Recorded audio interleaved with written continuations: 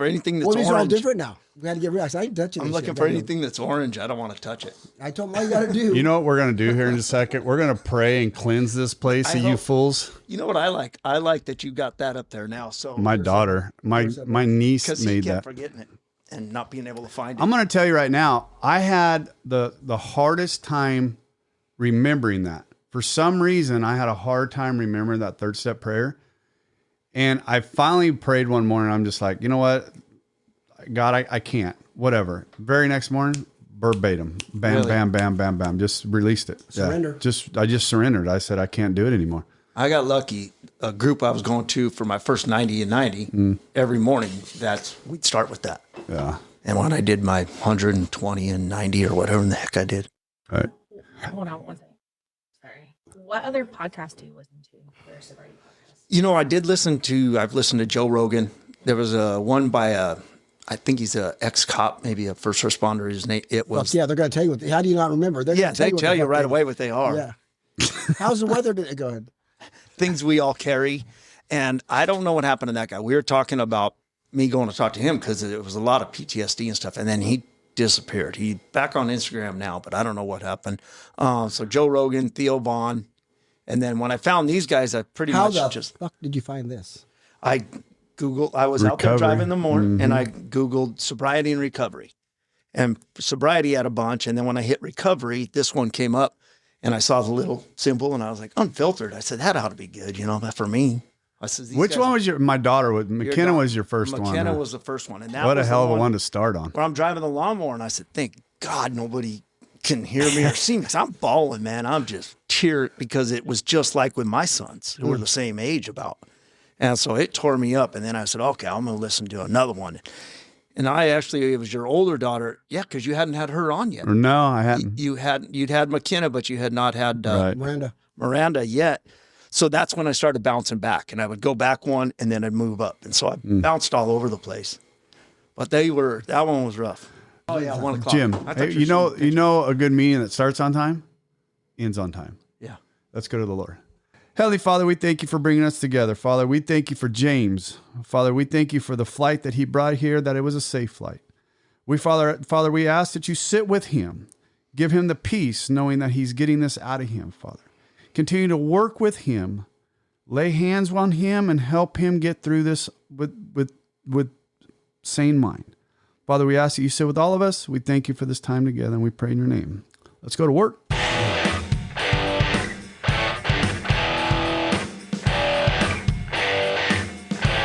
I wonder why.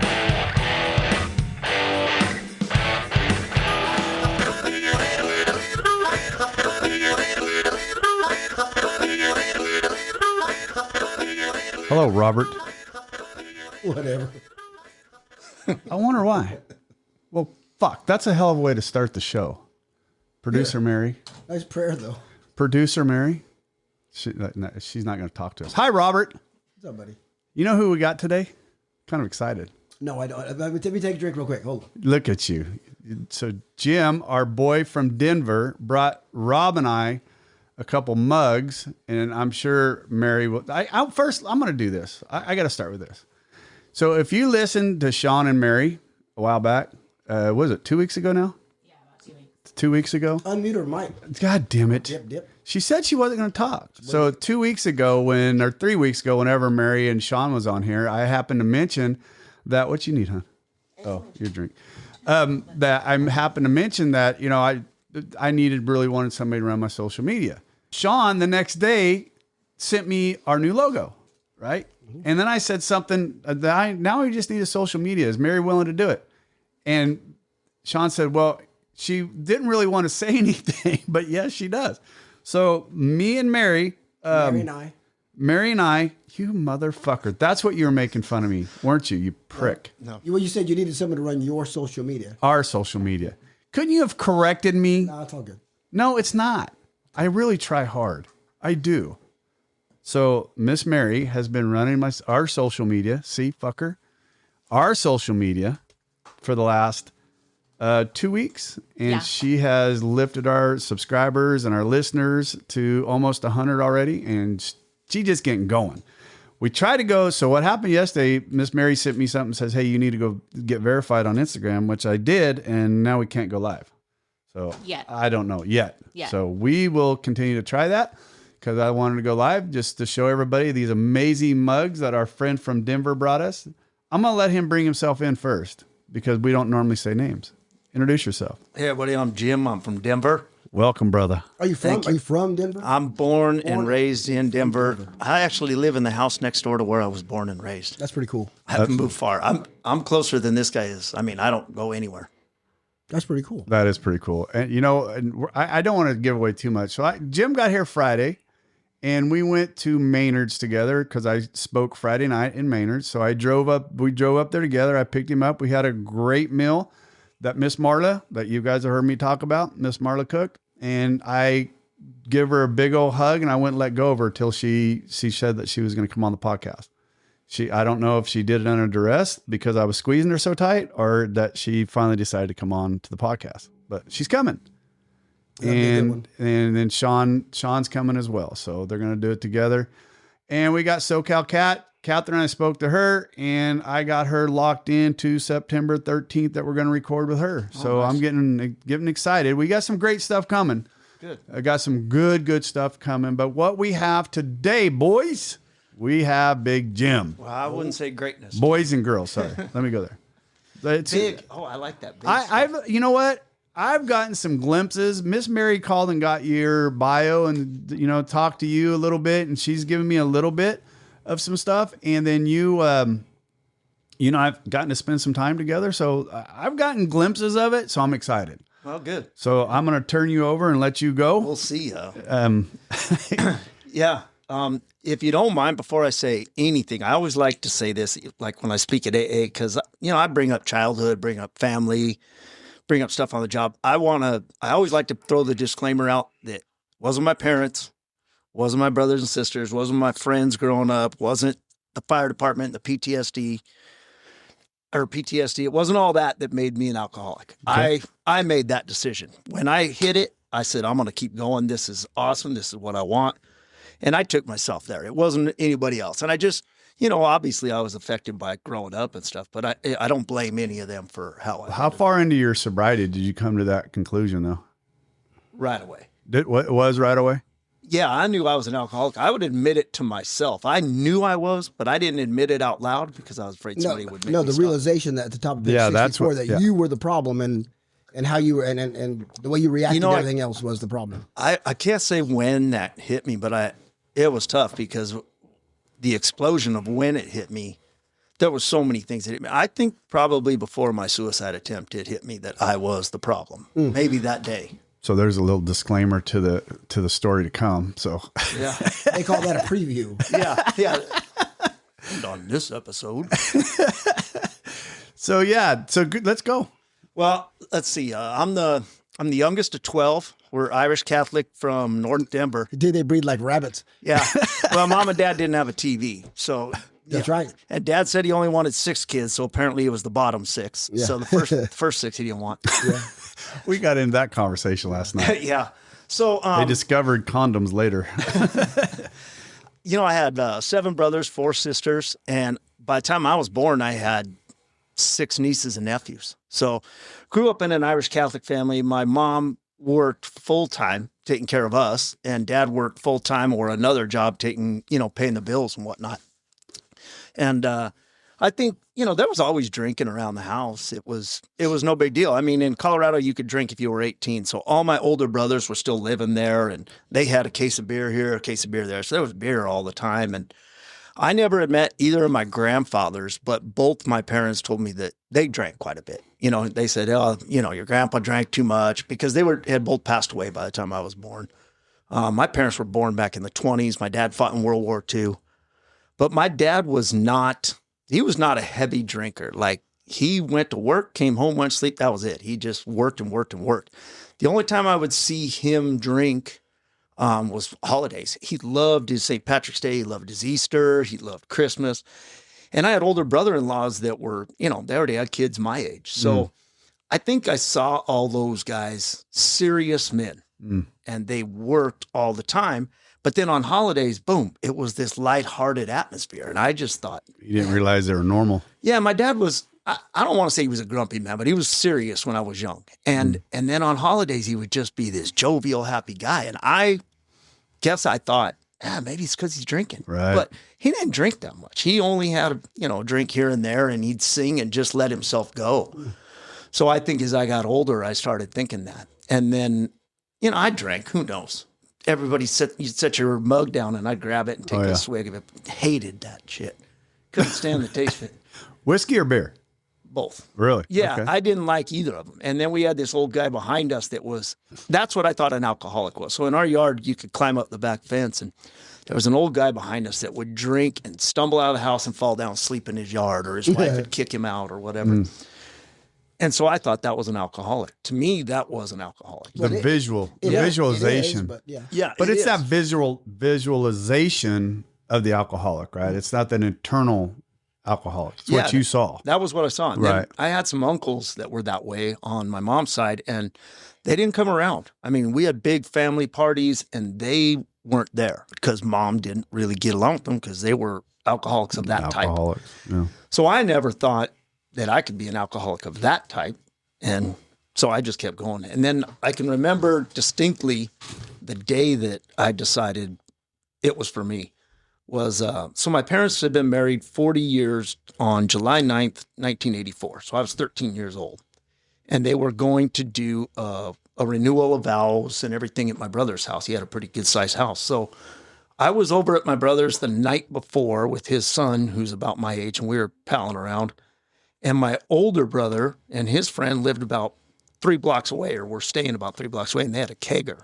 They were having a high school party, excuse me, with everybody. And so we walked over there, went down to the party, and I walk in, and man, there's all these gorgeous high school girls and, big high school guys. And everybody you were getting ready to step into junior high at this age. Yeah, I'm 13. Yeah. So not quite 14 yet. And I remember, my nickname was Little Heart.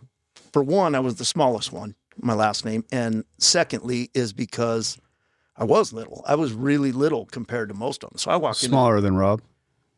Well, I was in 7th grade, I was about that size. And you grew an inch since then. Yeah, and I've grown a whole inch and lost 10 pounds. Just look at the cup. You know what? We didn't even say anything about that. Hold that thought. Cross your fingers, Jim. Okay. We'll come back to you. Jim brought us some cups, Rob and I some cups, and because we always say we don't have any letters after our name. So Jim brought us some mugs that have, mine says Larry S., PBD on it. We couldn't figure out what it meant, and then he told us pretir pretty big deal. Yeah. So now we have letters after our names. Now you have letters after your name. You can say you're no PhDs, no MIAs, no nothing, but you are PBDs. We are PBDs. Pretty big deal. Nice. Nice. Anyways, Yeah. you can uncross your So fingers you walk now. into the kegger. So I walk into the kegger and I'm looking around. 13 years old, on top of the world. No, I was scared to death. Okay. And then I went over to get myself a beer and started just realized if I had the little handle, everybody come up, hey, Little Heart, give me a beer. Boom. And so I was feeling everybody's beer. All of a sudden I became popular. Mm-hmm. I was cool. And man, I got lit that night and went home and was miserable. So when we woke up the next day, I had to do a reading at this mass in my brother's living room. I'm sweating. I got the sweats. I'm feeling terrible. As soon as I got done, I went outside and threw up. Well, I think my parents, if they didn't know, they thought, well, he's real nervous.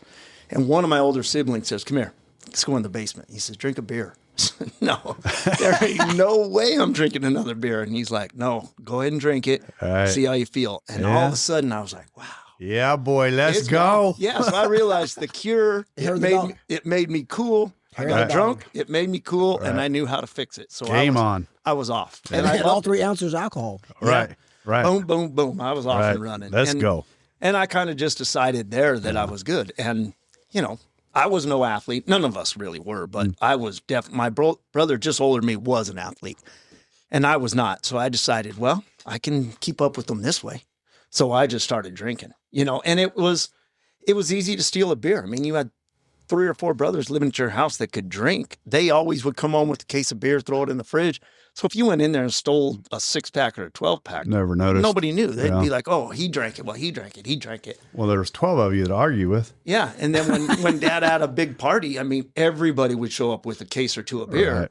So it was easy to just sneak them and go away. And so I started drinking, and I started drinking pretty good then. Like, I thought of this story the other day. My sister was pregnant, and she had moved back in with us temporarily. And this is my nephew will be 40 here next week.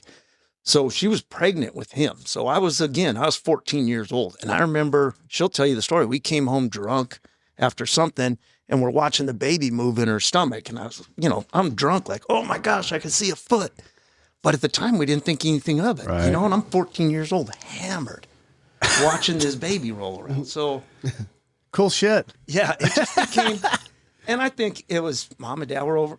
I don't blame them at all, but they were overwhelmed. I mean, it's hard to raise 12 And kids. how old were they when you were 14, though?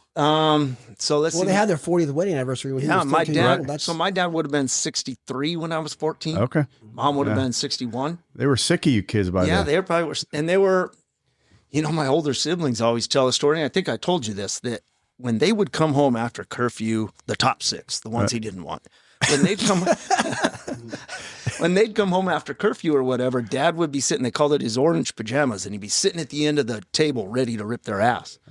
Shoot, by the time I came around, all I had to do was sneak in the door and say, "I'm home." Boom. And he was off. He didn't give a shit. I don't know if he had orange pajamas or not. I think he was just so exhausted. He was catching up from 50 years of no sleep. So it made it a little easier for me to get away with shit. And I got straight A's in school all the time from first grade and through high school. I never got anything but A's. So it was kind of like that was my out. And it gave you that latitude. It did. Yeah. And so when I got to high school, I already started drinking, and school was easy. I don't want to sound like I'm bragging, but it was easy. I don't know why I didn't struggle with it. It just came easy. So I never had to study the night before a test. You couldn't run, so you had to do your homework. Yeah. Yeah, I was no athlete, so I had to do. No, I didn't do any homework. I just would look at my notes, and that was it, and then I'd pass the test. So when I got in high school and we had football games and volleyball games, I was at every one of them. Well, once I discovered drinking, like I cut a hole in my leather jacket so I could slide beers around my waist and walk in a game with a 6-pack around my waist. Good luck trying to do that now. Oh, yeah. You got to go through metal detectors now. Yeah. It's shit we got away with in high school. It helped that I was 105 pounds and everything hung off me like a curtain anyway, so nobody could tell I was sneaking beers in. But, like I said, I took off. Junior high, I started drinking. I would say by college or by high school, I was trying to go all state, All state? Yeah, I was trying to go all state. In drinking. And I don't know if I told you this the other day. So when I got divorced from my ex, we were packing up my stuff, and she pulled out my junior year yearbook, and I'd never really went back and read it. And she read all the signatures in there, and there was about 20 of them. And in there was 2 or 3 of them that said, "Hey, this summer, cut back," or "We're going to put you on a no drinking clause this summer," things like that. Yeah. And then the rest of them were like, "I can't wait to party with you again. You throw the best parties."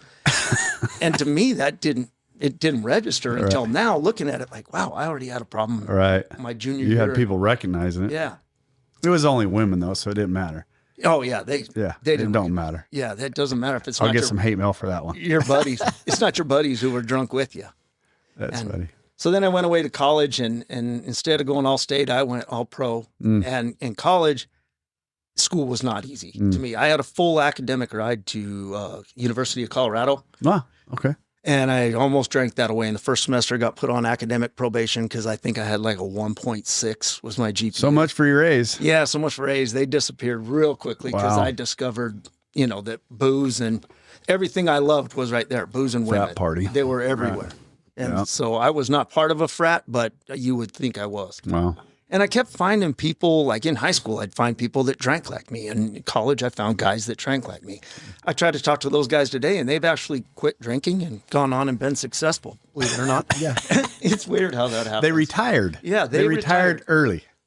Yeah, so I did about 2 years of college, and it wasn't for me anyway. I realized I don't know, ADHD. I got to have something different. And that's why I gravitated towards the fire department, because my grandpa was a firefighter. My dad was a firefighter.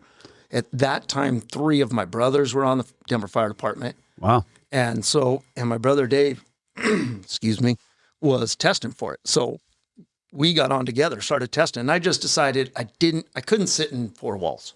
I needed to do something different. So we started working to get on the fire department, and I got hired when I was 21. So I was real young. Wow. I think the youngest guy in the class. Fresh out of the academy then. Yeah. Like in the academy, I think there was 1 guy younger than me, maybe 2. So I was pretty young, but and no insult to the job or the people that I worked with, but in the 90s, it was a lot more lackadaisical. Yeah, for sure. Yeah. And, so we worked 24 hours and we're off 48. So if I was all state, now I could go all American because I had 48 hours off of We'd get off in the morning, call it choir practice. Right. We'd go straight from the firehouse to a bar, and that was it. And we'd be gone. I'd go for the next 48 hours. And at that point, you weren't married? No, I wasn't married at that time. My brother and I lived together. We had a kegerator in the house, and we actually got...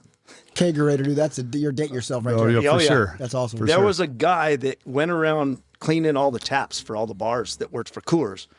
Somehow we befriended him, and he put us on his route because we had a kegerator. He'd come by every Friday, clean our pipes and whatnot, and then sit and have beers with us. So hold on. I'm going to interrupt you just for a minute. Cross your fingers for a minute. You weren't too far from the Coors. No, where it was actually made from. No, I'm Golden, Colorado, right? Right. Yeah, Golden. I can ride a bike there. It's 7 miles, 8 miles. Wow, it's not very. You far. had the fresh Coors. Oh, the best Banquet, the best, and it was. There was no back then. There was Banquet and Light. Yeah. But I remember the old ones where my brothers would peel the tab, right. And then when you put it in the beer, remember those? Yeah. And they'd swish around in there. So yeah, we drank a lot. We had a good party going. My brother and I were on the fire department. All our buddies were, we were all in that 20 to 25 range, and we had money. We had a job. So it was, honestly, for being guys that age, it was kind of expected. But no problems. I mean, no. Yeah, nobody got It's almost DUIs. dangerous, though. It was. Yeah. None of us had experienced any of the yets. And so it was dangerous. And I just kept going. And as a group of guys would grow up, get married, go off with their kids, I'd just find a new group. I just go on. I said this yesterday in a meeting, it was easy. As I got older on the fire department, they were always hiring young pups. So you always had a fresh group of 24, 25-year-old kids coming on that I could revert back to and start hanging out with. So yeah, on the fire department, I could always find somebody to drink with. And then, I got married. I met my first wife, Marla, and we got married in 95. So I'd only been on about 4 years. And I actually was, believe it or not, I was pretty decent to begin with. I was a good husband to her, and I tried to take care of things, and we got along great. And she liked to party with me when we were dating, but like normal people do, she got married and wanted to settle down and mellow out, and I didn't. I just insisted in my mind, well, I got married at 24. I missed out on my 20s, even though You didn't. I didn't. I was drinking and partying more than anybody out there. And then we started having kids. We had 2 boys. 98 and 99, they were born. They're 15 months apart. So they were real close together. And again, I didn't settle down. I remember, I don't know how old they were, 2 or 3. And I went out with the guys. We were union meeting, Hey, honey, we got to go to a union meeting.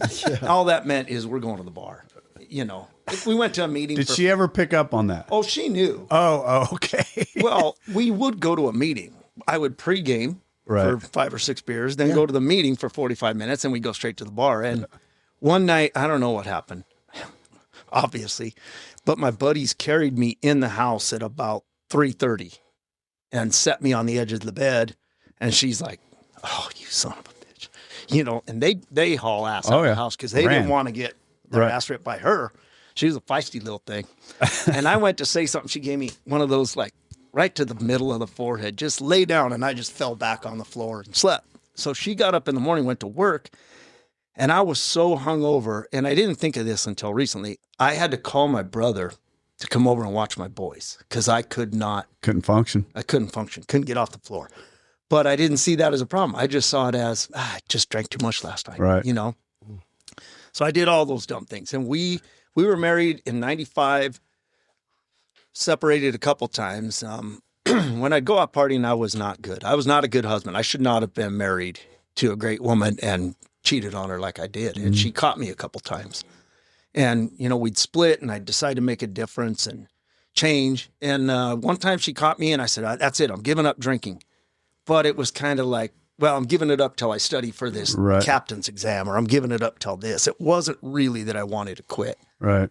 I didn't want to. And so I had a sponsor. We went to a couple meetings and he went out.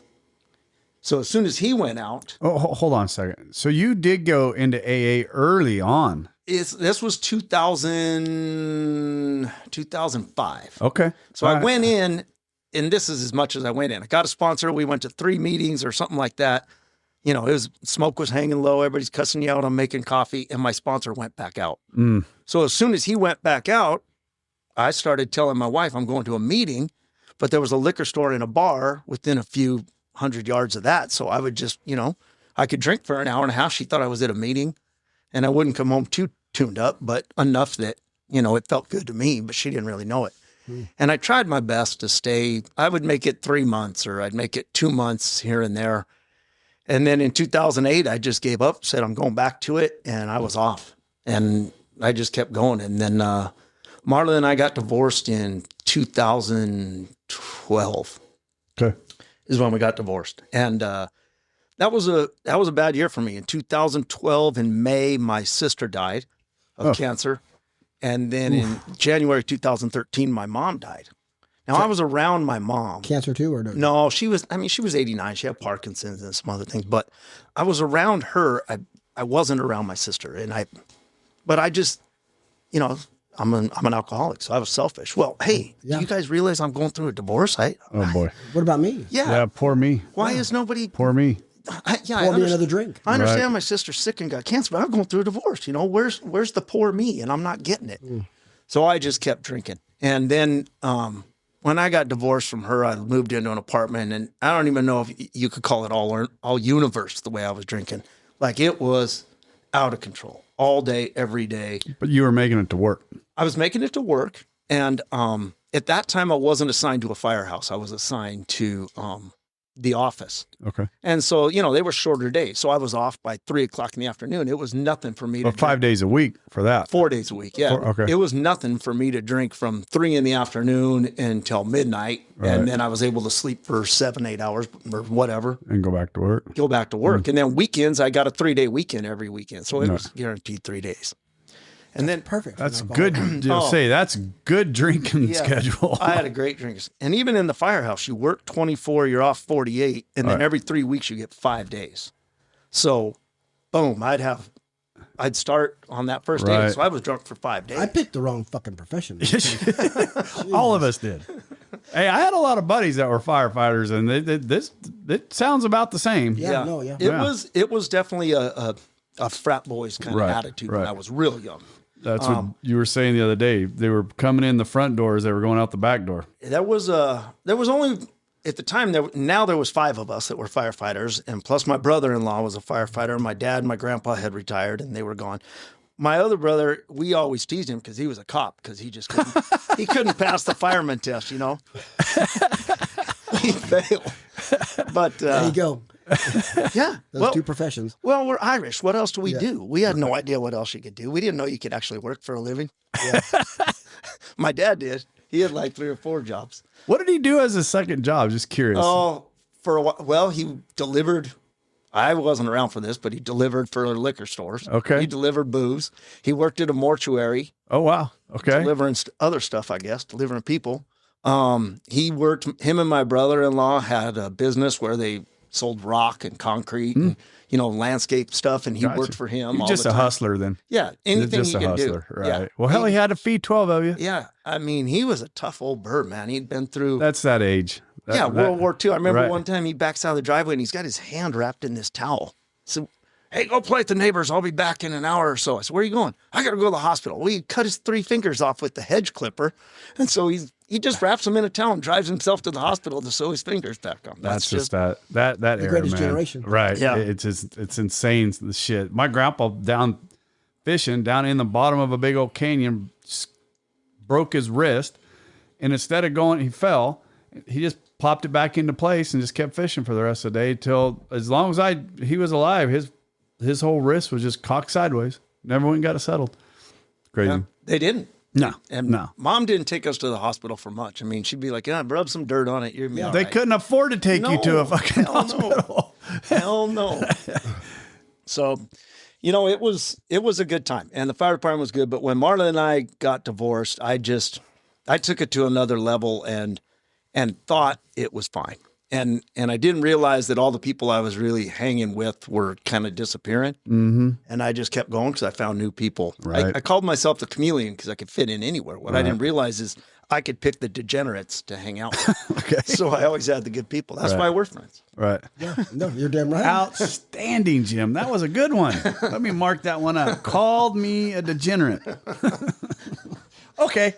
Yeah. You win. I didn't hurt your feelings. No, that you can't. Still haven't found the one that I got. No, I've been trying for a couple days now. I haven't found it either, but I dig. You know. I know. You know the one words that you could say, prick. I won't say it. I won't. Okay. Yeah. Yeah. Okay, so you're single. So I'm single. 05, 08. Yeah, I was single from 12. I got single in 2012, and Okay, that's right. I just went partying. And my mom had passed away. My sister passed away. We were around my dad. I moved back into the neighborhood so I could be closer to my dad because he was getting older, and you know we had a lot of siblings to help take care of him, but he wanted to stay at home, and he did really good. He stayed at home till he passed away finally in 2016 at 92. Wow. But he lived at home the whole time. Right. He really wasn't sick. He'd go out to dinner with us, and I lived real close to him, but I was still single. And I remember saying to him one time, Dad, the way I'm living, I feel terrible because Mom's watching this. And he says, no, she's not, son. He goes, she's in heaven. And if she saw with the way you're behaving, that wouldn't be heaven to her. Wow. He goes, she can't see what you're doing. Right. Because I knew it was getting bad, but I still couldn't put two and two together. I had to hurt. It actually, it should have. It should have hurt, Wow. but it didn't. It made me Wow. feel good. Like, oh, now I got to get out of jail free. Mom can't see me. Wow. Okay. I took it the other way because Okay. I was a bad alcoholic. And Justify, rationalize, Right. minimize. Just, yeah. There you go. Yeah. So instead of taking it that I should clean up my living, because I was embarrassed of what she Right. was seeing, Right. I took it the other way. So my dad passed away in 16 and was selling his house, and the house next door was for sale, and a gal moved in there, and I got to meet her. This ended up being my second wife. So we got married, and I lived in the neighborhood. We sold my dad's house. We lived in her house, remodeled my house. Boom, boom. We're all over the place, but we're never out of the neighborhood, right? So again, she was younger than me. This was 40. Let's see, we got married in 19, so I was almost 49, and she was 15 years younger than me, so she was 34. Well, when we met, she was 30 years old, and she's partying and going out with her friends, so I blended right in, like, this guy still hangs with us, This old prick's hanging around. Yeah. Again, this old prick is still drinking. Well, turns out she fucking grew up, too.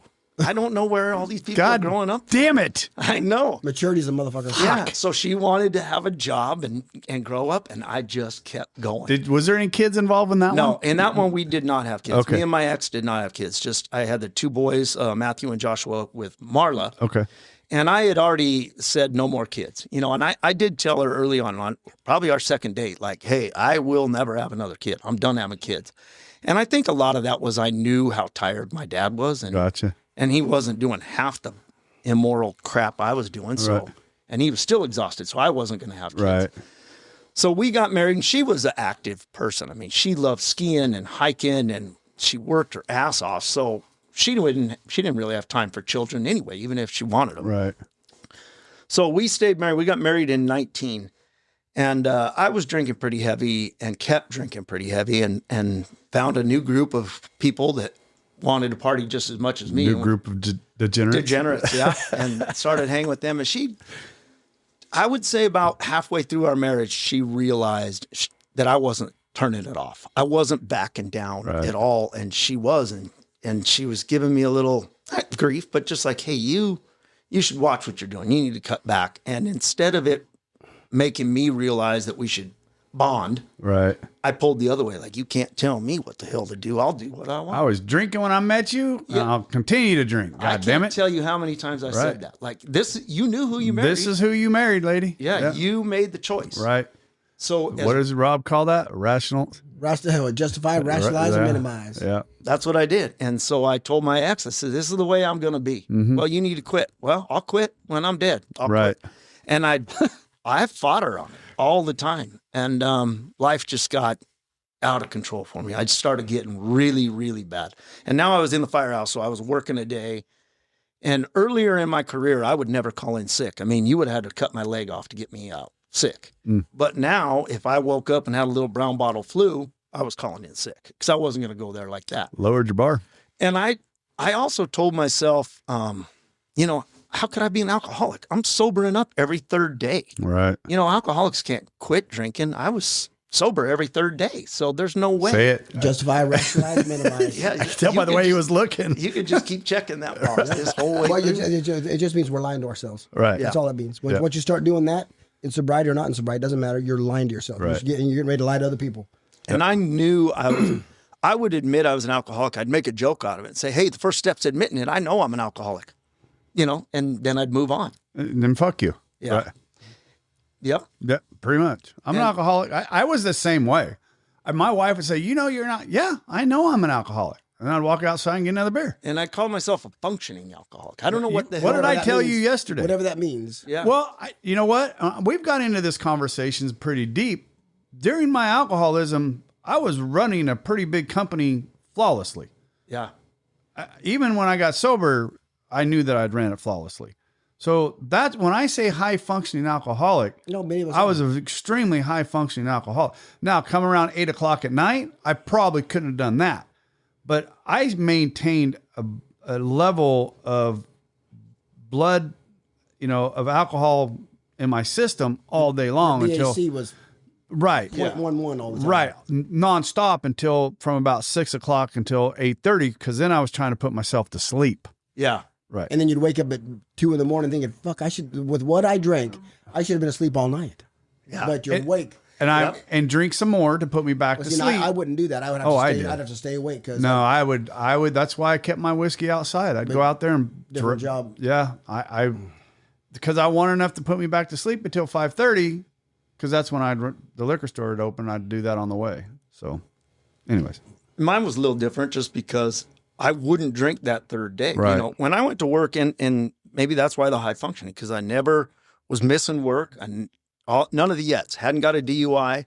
I had lost a marriage, but I didn't consider that my fault. That obviously had to be Marla's fault for telling me it was not my fault. Right. It had to be. She was such a great woman, but I'm blaming everything on her. Well, she was mean. She wanted me to quit drinking. She wanted me to quit doing this. How I couldn't stay married to her. There's no way. I'm justified in doing all this shit. Yeah, because I'm keeping a job. And you're the crazy one. Yeah, and I was when my boys were little, I was good. I coached them. I was the athletic director at their school. I was involved. We'd have games every Saturday for basketball. I'd have a 6-pack of beer in the back of the car for when it was over, that I could celebrate the victory on the way home, or the loss, Yeah, drown it out, do whatever I did. But I was actually there are no triggers. No, it's an inside job. No, I didn't say it was a trigger. No, I know. Yeah, I just had reasons that I justified everything. Right, and we'd lose somebody in the family. I'd get hammered drunk. Somebody passed away. My nephew passed away of addiction. He passed away of heroin. And Jim would celebrate it with? Yeah, more alcohol. Yeah. He did. He passed away from a heroin addiction. And I kept thinking, what? He just got a bad load. He hadn't been doing it that long, but he did it. He got hooked on opioids. And when he passed away, I thought, gosh, he really had a problem. Instead of seeing that I had a problem, Right.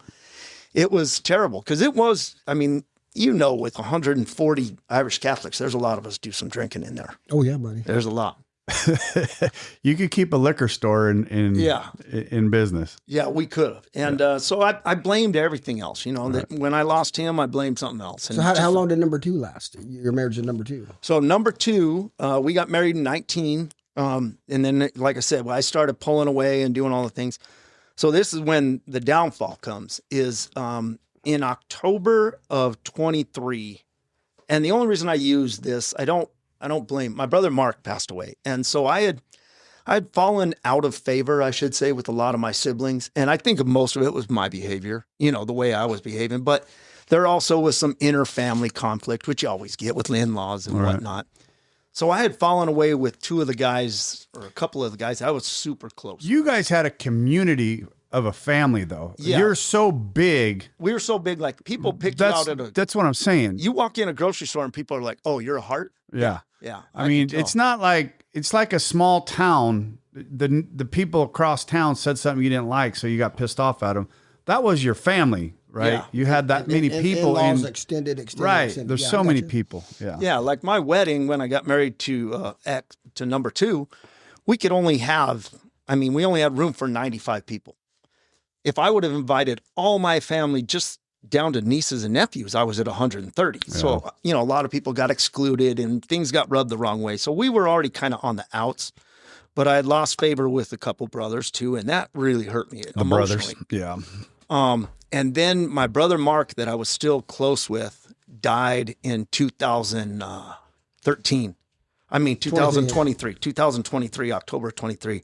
And my sister-in-law called me. I was on vacation with my son, and I'll never forget that phone call. I saw the phone ring at like 10:30 at night, and I said, this is not going to be a good call. I don't know what this is, but I was already drinking. Of course, I'm on vacation. Right. Yeah. So I already got a whiskey in hand. And she said, he's gone. And I said, what do you mean he's gone? Where'd he go?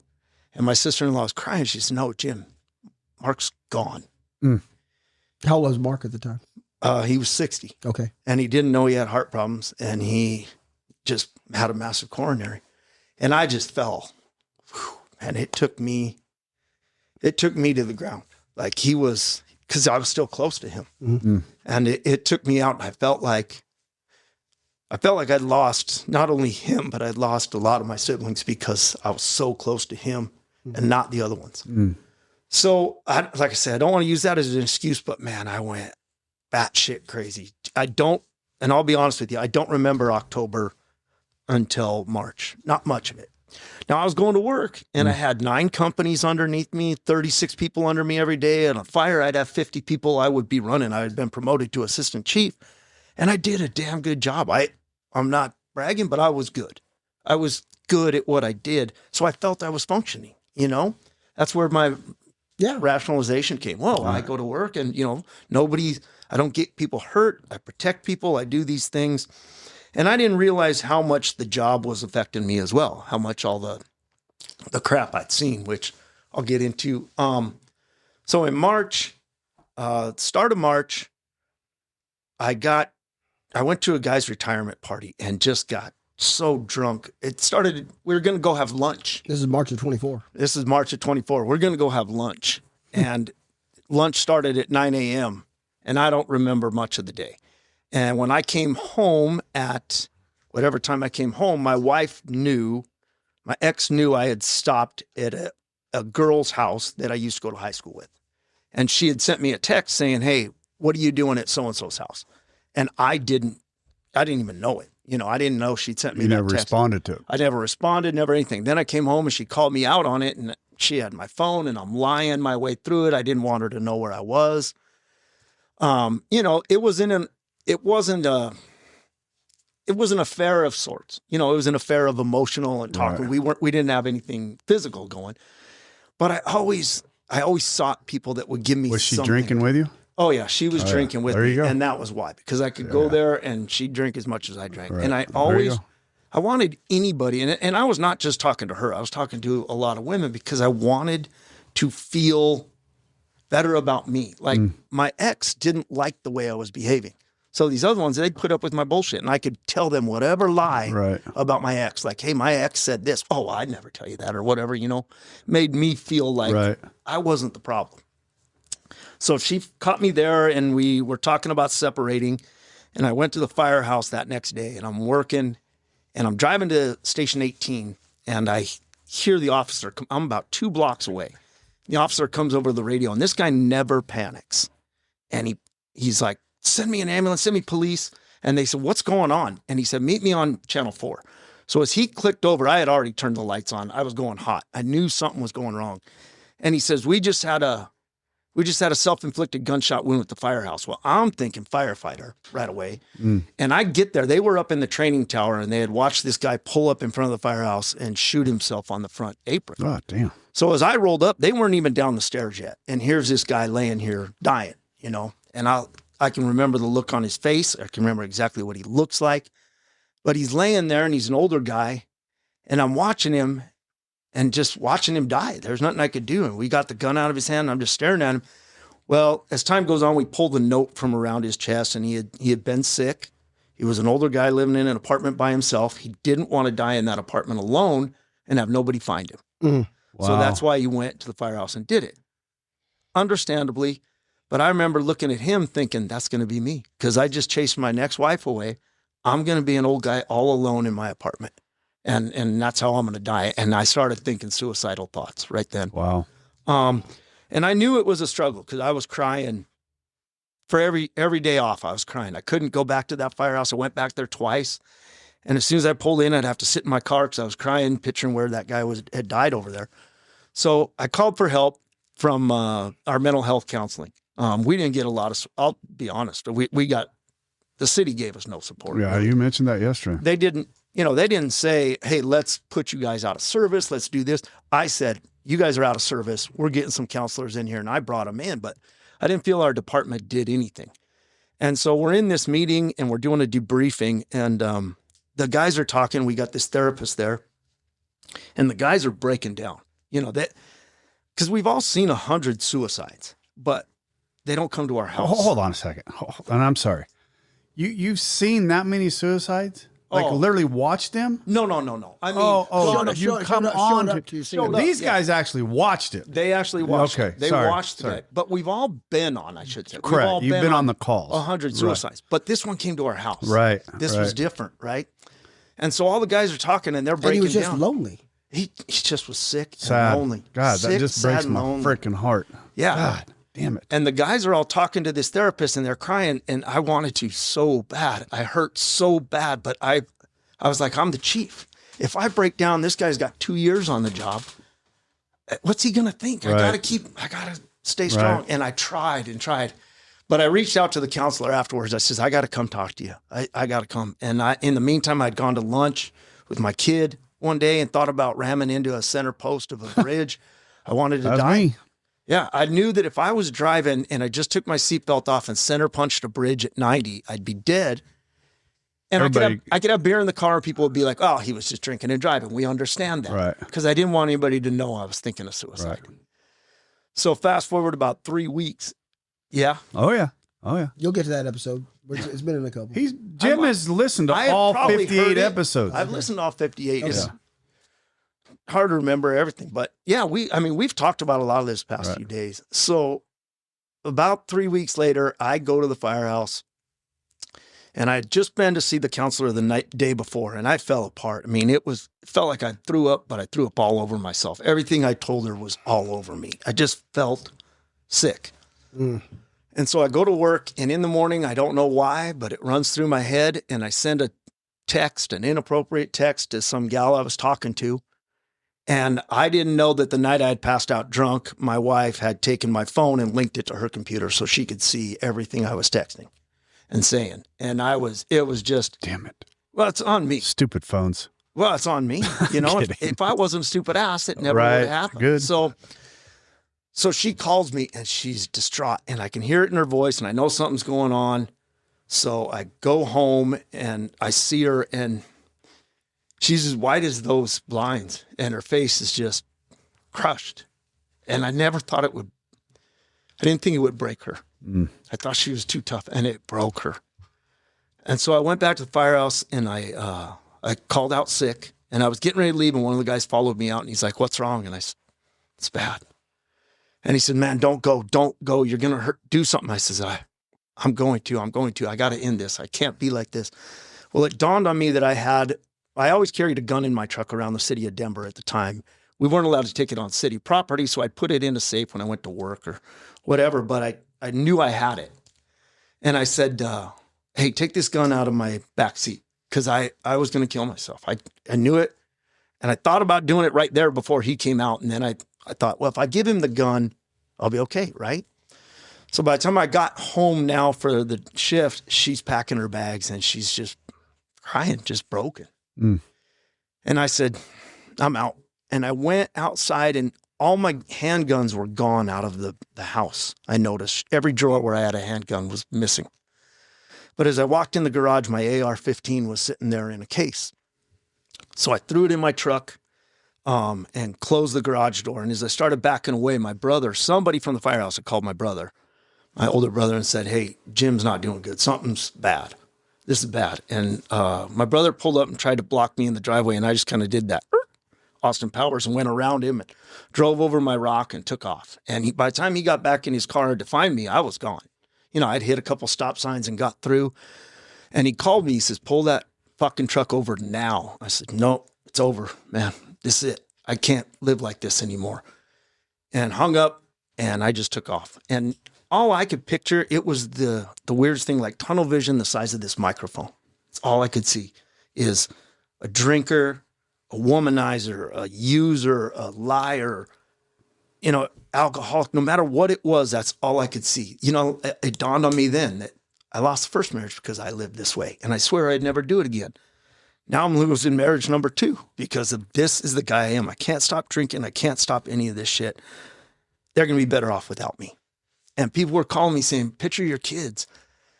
And I couldn't. In that moment, you can't picture I couldn't anything. picture You can't see anything. past the pain. You just can't. Wow. All I could see was my ex's face. That look on her face was all I could see. And I told them, find my friends off on my phone. And I said, when it comes back on, I'll be dead. That's when you'll find me.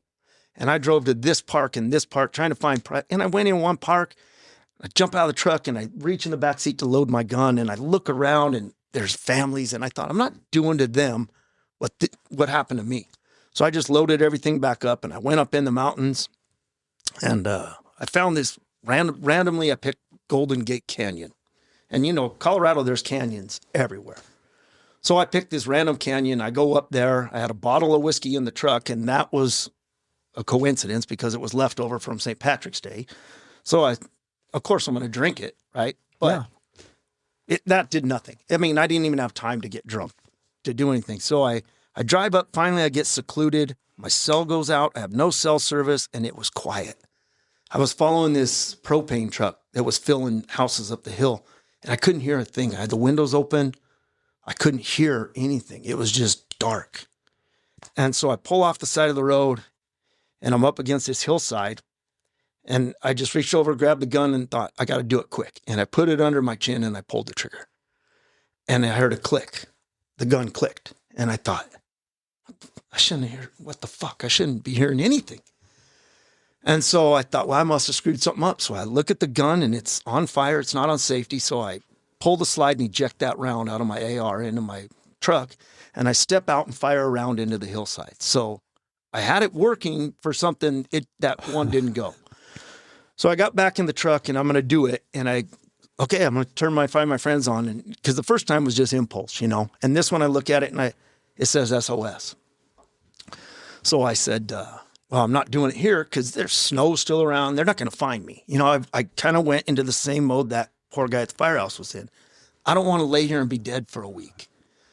So I start driving down this random canyon and I see this white car up ahead. And as I drive by, it's my brother. Oh. He's still looking for me. You know, it's been like 2.5 hours. He's looking for me. And he's crying. I got my ex's face in my head and then now his. And he's the same look.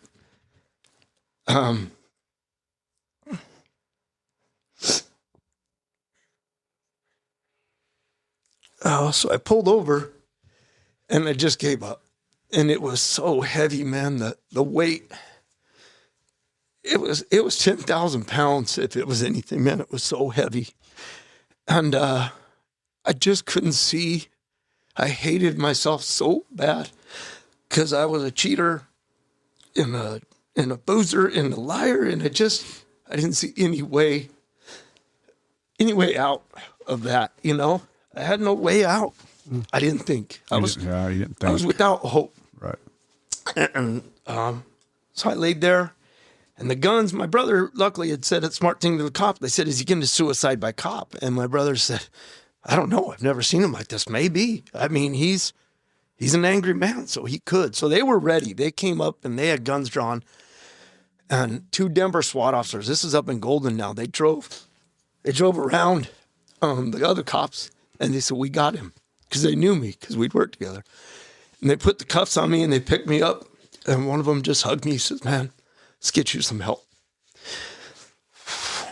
And I couldn't say anything. I sat in their car. I don't remember what I told them, but they took me to Denver General, and they put me on a mental health hold, which was supposed to be 72 hours. And I was just in this. I remember waking up at some point and thinking, man, what have I done? I went from being a guy in charge of 36 firefighters, millions of dollars of equipment, people's lives, just sleeping in this bed in a mental health ward. How far have I fallen in my life? You know, I didn't get a DUI, didn't lose my job, didn't lose my house, but I had lost my mind. And I was okay with losing my mind. I was not okay with admitting why. Because I thought, so that's when I kind of admitted I was drinking too much. But that wasn't the reason. And that's what really got me, it wasn't the booze. I didn't go out and try to kill myself that day because I was drunk. I did it because of me, who I was. So they put me in a mental health hold for 72 hours. And the doctor came to me. Now, it was over Easter. So it was good. It was Holy Thursday that I went in there, and Good Friday, Saturday. And on Easter Sunday, my son and his wife came to see me. And nobody, I mean, you're talking the mental health hold at Denver Health. Nobody's coming to see people. You know, they're just there. And I got a visitor. And my son and his wife came in, and she was pregnant. And I remember thinking what I'd done to them. Not only the way I've been living, but my grandbaby was there with her mom, and I tried to take myself out. You know, it just felt so unfair, but I couldn't see anything good out of it. So they kept me in there, and they said, you can get out on Tuesday. And I told the doctor, I said, no, you said 72 hours. He said, well, you can sign this paper right here and appeal to the judge. I said, give me that fucking paper. And he says, okay. Well, you signed it. He says, well, the judge will be back in Tuesday because tomorrow's Easter Monday, or I can let you go Tuesday. And my ex and one of my best friends had arranged a place for me to go while I was in there. The only way I could get out is if I was willing to go to this place called Shatterproof for rehab, which was down in Florida. And it's a rehab for first responders and military vets, mostly only, you know. There's another part of it that's for civilian, but this aspect of Shatterproof was just for us. And so they flew me. So I got out Tuesday. My buddy picked me up. He wouldn't let me out of they were waiting for me as I walked out the door because he was afraid I'd go right to a liquor store. What'd you have? Maybe if he wasn't there. Yeah, I think I would have done it. Right. I think because now I had a good feeling that, I mean, I knew my life exploded. She had my access to my phone, everything. I guess I kind of feel everything you ever lied about. Like you take a circular bomb and you throw your lie in there, and you throw your PTSD in there, and you throw your cheating in there, and your infidelity and your bad person. You throw everything in that bomb. When I got caught that day, it was like that fuse lit. And I knew it was blowing up. I just was hoping it was taking me with it so I didn't have to live through the damage, you know. But I did. I lived through it. And so they sent me to Shatterproof. My buddy took me from there. We stopped and talked to my ex in a parking lot so she could give me clothes and kick me on my way. And how did that go? Man, it was emotional. I mean, obviously. Was she emotional? Or was she done? No, she wasn't done. She was a cross between done and heartbroken. I mean, angry and heartbroken. She was so broken of what I'd done to her. And now it was just piling on all this stuff. So I went away to Shatterproof. And my buddy, here's a good guy for you. He got on the plane with me. He was not letting me get on the plane because he knew I'd drink in the airport, knew I'd drink on the plane. And he flew down there with me. And we landed at like 10 o'clock at night. They put me in the rehab and I was bawling. And he just hugged me goodbye. And he said it was like dropping a puppy off at the pound. He said it was sad, man. He said, you had them little welled up puppy dog eyes and we dropped you off. And he says, and I had to go away, and it broke him. He was really sad. I bet. But I went into Shatterproof and I was, like I said, I was willing to admit I was crazy. I did not want to admit I was an alcoholic because, you know. When did you finally come to that? I think part of the way through there, I knew. I mean, we had a lot of AA when we were in there, and they did a lot of things. They did brain mapping, we did PTSD testing, and I tried blaming it on that. But all of it circled around. I was covering everything I was struggling with. Like, I won't deny my PTSD score. They tell you anything from a 1 to a 38 on this test is considered mild or moderate. Above a 38 is considered severe. So I like to win. So I scored a 58 to make sure I scored way above that 38. Can you describe that a little bit? Some of our first responders may understand that, but I had developed it over the years, and I don't know. You know, you should deal with it. You should talk to people. And now that's kind of my thing. I talk to, like, I got a young kid that I talk to all the time that's on a fire department. I tell him, talk about it. Because when I come on in the 90s, we did not talk about it. One call I had that really jacked me up was right after my son was born in 98. There was a guy that died in a rollover and decapitated himself, and I spent 8 hours with him. We couldn't get him out from under this thing. And I got to know personally his wife showed up. He had a son the same age as my son, and we were celebrating our first Christmas. It was about to be Christmas, and it broke me that day. I started my wife. So you just stuff that shit and drink all that shit. I'd say, I'll drink over it. And, you know, everybody would ask, what's the worst thing you ever saw? Well, I don't like that question anyway, because why do you want to know? But right. I would say, Rob, I'm too tough. You don't need to know. This is for me to deal with, not you. And I wouldn't tell anybody. And so for that one, I started crawling around on the floor. I started like having nightmares. My wife would wake up and I threw her off the bed one time because I was imagining she was trying to stop me from saving my son. Just the craziest things going on. And I drank it away. I spent 6 months. No, you didn't. You drank at it, but it didn't go away. Yeah, right. That's a good point, Rob. Yeah, eventually it'll learn to swim. It did. Yeah.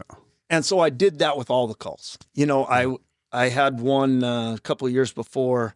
There was one I put in my bio to him that we talked about was I had 3 SIDS deaths. Now, this was when I was really young. I didn't even know I had a problem with this one. It came up later in counseling. But we had 3 SIDS deaths in one day. Like we went from one dead baby in a crib to one dead baby in a crib to one dead baby in a crib. That would cause me to run the other direction. We were out of oxygen by the 3rd one. So I had to give the baby mouth to mouth, you know, and you know, with SIDS, you're not really going to bring them back, but you can't let the parents, you can't just stand there. You know, you have to do something. So we were trying, but it was, you know, you just know. What year was that? That was probably 95, 94. It was before my kids My were born. wife, Katie, lost a very, very close friend of hers to SIDS about the same around there. SIDS is not something we hear of anymore. Sudden infant death syndrome? No, not much. They've done a lot with the way babies are positioned in cribs and blankets. They change that every few years because when we had our first child, there's only just over 2 years difference.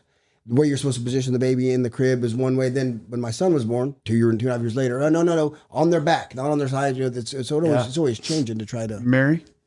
They don't really know what causes SIDS either. So it's a lot of assumptions and a lot of, sleeping positions. But now we have a lot of co-sleeping and a lot of things like that are hit or miss on how you look at the crunchy mom era. That's okay. it. I wanted to get her thought on it, and only because she's got one that's just 2 and just came through that. So when you told me that, it brought, because I know that hit Katie extremely hard, and it was just her friend, right? That it did happen to. I still have that baby's picture on my mirror in my bathroom because it just destroyed me. I couldn't even imagine going on to 3 of those in one day. Like I said, when you told me that, I was like, I told Katie about it, and we both just. It was. I mean, you just learned to deal with the death. You thought. Right. And I mean, I hate to say this, but every day I'd go to work and I think I've seen everything. And then I'd see something more severe. And it was incredible. But that call, I had an officer that was on the rig that day that ended up being fired a few years later from the fire department. He lost his mind. They found him crawling around in the firehouse, had a loaded gun in his locker. But at the time, nothing, not that the city does much more for mental health counseling other than get rid of you anyway anymore, but cheaper. They fired him, and it didn't dawn on me till this all came out that he was my officer that day. And he had twin boys, brand new twins. So it's no wonder it tore him up like it did. So stuff like that over the years. But that guy that it got decapitated, I started crawling around, doing weird stuff, doing things. And, as the calls went on, it started adding up. I had one few years before this all happened where there was a family of 5 that was burned alive. Some people intentionally lit their house on fire. Wrong house. They meant to get a drug dealer, but they got this family. And all 5 of them died, 2 babies and 3 adults. And, the view of looking in and seeing mom holding that baby trying to get to a window. Oh, good grief. So things like that, I would just go home in the morning. Boom, I'm going to drink this away. And my wife was gone at work. The ex was at work. So I would just sit there and drink and cry all day. And then I'd try to get better by the time she got How old was your boys during stuff like that? I mean, the first one, the guy with my son was 6 months, his son was 6 months. Yeah. So it bounced. Kids were tough. Kids were always tough, whether I had kids or not. They were, right. Everything was tough, Right. just seeing. And I think towards the end, I didn't realize this, but it started getting to me that I was just sick of I was tired of seeing loss. And when you're younger on the rig, you go on a minor car wreck and you help people that are in a minor car wreck and they come out good. And, as you go on, as you progress. Well, once you get to the level I was at as a chief officer, I didn't go on as many calls a day, but I didn't go on those minor car wrecks. I didn't go on the guy that had just fallen over. I went on car wrecks where we had to cut them out of the cars. Right. And there might not be a lot of them left. I went on the fires where people were dying or their houses were gone. Or, there was major stuff. Empty buildings that were being burned and you were frustrated with that. Like, why are we just letting this stuff burn? Why is this, Right. And I was getting more and more frustrated, and I didn't realize that because I was only seeing the death. And if you don't do anything about it, it's not paying rent. So which means it's not benefiting you. You got to kick it out. And you weren't kicking anything out. You weren't no counseling. Drinking is not a solution. Obviously it was our but that's what we thought it was. Yeah. So, but eventually it's going to come out either, and if we don't do it in a positive way, it's going to come out like the bomb you described perfectly. Yeah. And so when I got to rehab, they dealt with a lot of that. They gave me, they did brain mapping. They did neurostem treatment. So they wire your head up and shock you. Like, you're going to find this hard to believe, Rob, but I had 0 impulse control. Yeah. And so they were shocking my head, doing different things. Right. And that really helped. And then they had EMDR treatments and we had breathworks treatments. And I took ketamine down there. It was awesome because my sister that had passed away, I had a 45-minute episode where I talked to that sister the entire time under ketamine and apologized for the way I behaved when she was passing away.